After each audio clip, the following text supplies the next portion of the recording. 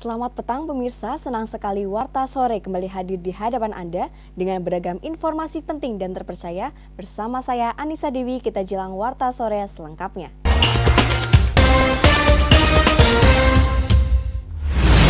Satuan Reserse Kriminal Polres Purbalingga amankan 2 kakak beradik tersangka penganiayaan terhadap seorang anggota Polri di Desa Lambur, Kecamatan Mrebet.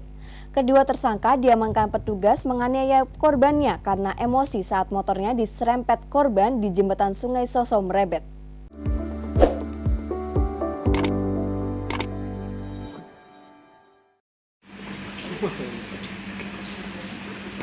Beginilah saat 2 kakak beradik tersangka penganiayaan terhadap anggota Polri berinisial AF 27 tahun, warga Desa Karanangka, Kecamatan Mrebet, dan adiknya yang berinisial AD 19 tahun diamankan petugas Satuan Reskrim Polres Purbalingga. Keduanya diamankan karena melakukan penganiayaan terhadap seorang anggota Polri di jembatan Sungai Soso di Desa Lambur, Kecamatan Mrebet.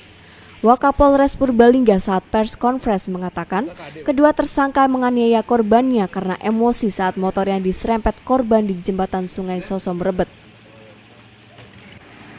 Pada saat di jembatan ini terjadi kendaraan korban oleng ataupun karena sehingga nyerempet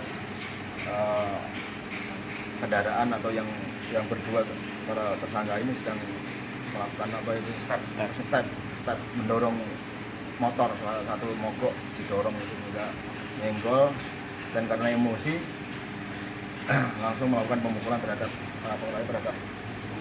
korban sehingga mengalami beberapa luka yang parah, antara lain tulang rusuk patah, kemudian tulang kepala, leher dan lain sebagainya, termasuk jahitan dan sebagainya ada di lutut, sehingga tidak bisa melakukan kegiatan dan dirawat di rumah sakit selama 3 hari. Atas perbuatannya, tersangka akan dijerat pasal 170 ayat 1 dan 2 ke 1 dan ke 2 KUHP tentang bersama-sama melakukan kekerasan terhadap orang atau barang di muka umum dengan ancaman hukuman penjara selama 9 tahun.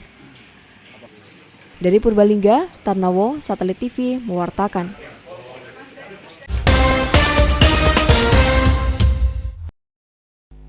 Seorang warga Lewi Gajah Cimahi, Jawa Barat diamankan Satuan Reserse Kriminal Polres Purbalingga. Pasalnya dengan dalih menjual alat kesehatan CT scan 16 slide impor dari Jepang, namun ternyata setelah menerima uang dari korban, barang yang dibeli tidak dikirim tersangka. Akibatnya korban kemudian melaporkan tersangka ke polisi.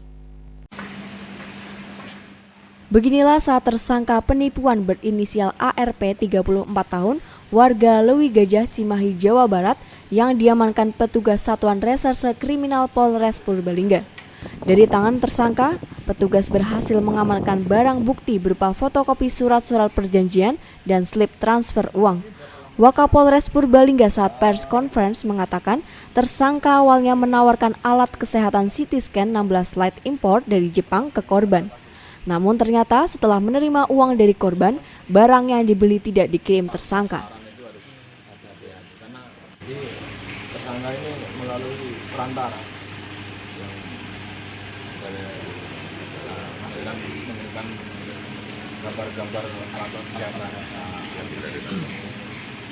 dan menawarkan kepada korban sehingga korban tertarik untuk membeli dengan harga yang di bawah harga umum. Berarti nggak pernah ketemu langsung ya, cuma nggak ketemu. Awalnya ketemu. Nggak ada. Cuma menawarkan aja ya. Atas perbuatannya, pelaku akan dijerat pasal 378 KUHP Subsider, pasal 372 KUHP Junto, pasal 64 KUHP tentang penipuan dan atau penggelapan dengan ancaman hukuman 4 tahun penjara. Dari Purbalingga, Tarnowo, Satelit TV mewartakan.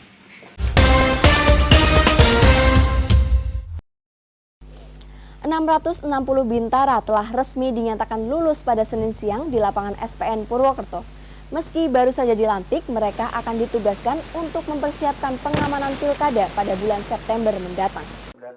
660 bintara dilantik Kapolda Jateng, Irjen Pol Riko Amelza Dahnil pada Senin siang. Pelantikan tersebut dilakukan di lapangan pengayom Sekolah Polisi Negara Purwokerto dengan pertunjukan bakat bintara yang dimiliki setelah menempuh masa pendidikan.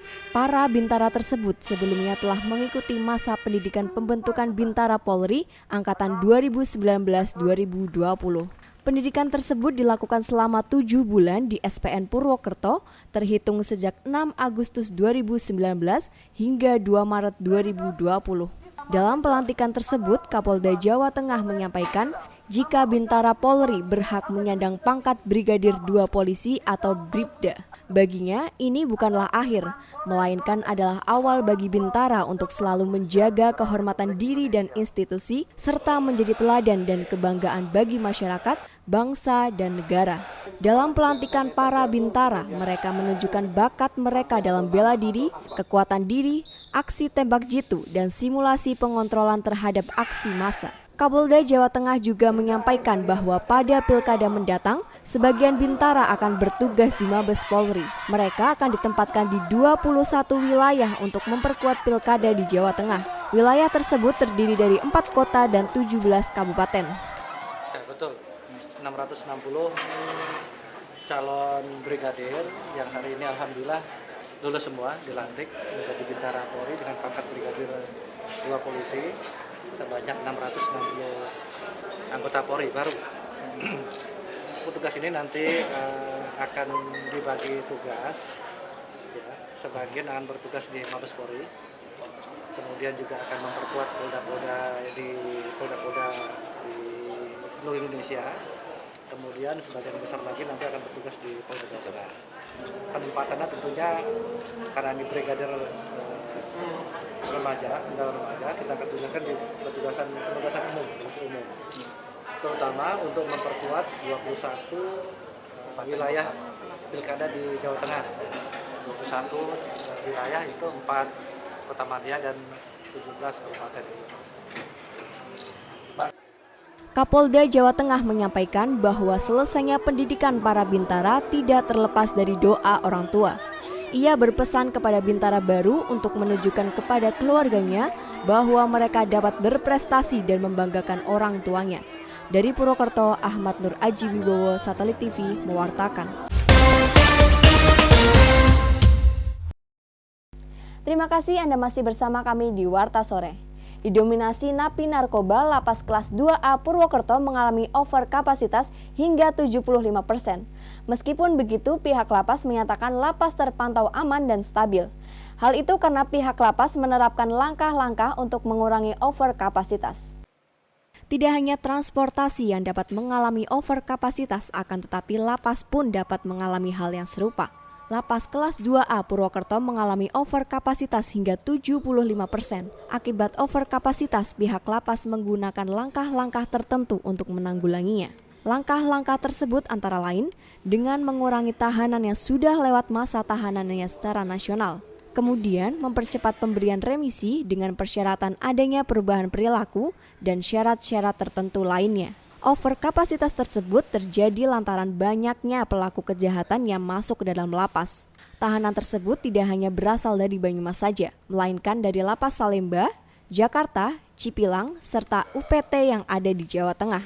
Sedangkan lapas kelas 2A Purwokerto terdiri dari 3 blok. Untuk masing-masing blok berisi 26 kamar hingga 32 kamar. Dalam satu kamar diisi 7 hingga 9 orang. Terdiri dari blok yang besar dan blok yang kecil. Ismono, kepala lapas menjelaskan bahwa lapas sendiri harusnya hanya berkapasitas untuk 488 napi. Namun saat ini lapas sudah dihuni sebanyak 827 orang.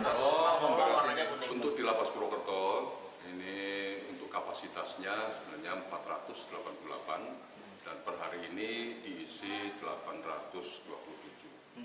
Itu adalah bukan warga binaannya, bukan berasal dari wilayah Banyumas saja, tapi ada pengiriman atau pemindahan dari UPT-UPT lain, khususnya yang dari DKI, kemudian dari Jawa Tengah ini sendiri, dan ada juga yang dari Jawa Timur.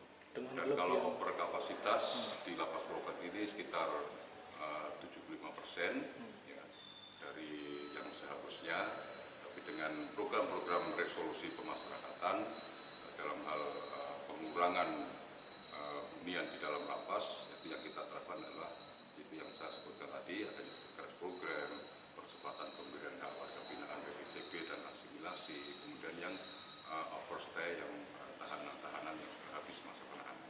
Dampaknya seperti apa Pak kalau Menghadapi jumlah warga binaan yang over tersebut, para petugas harus mengawasi para tahanan lebih ekstra lagi.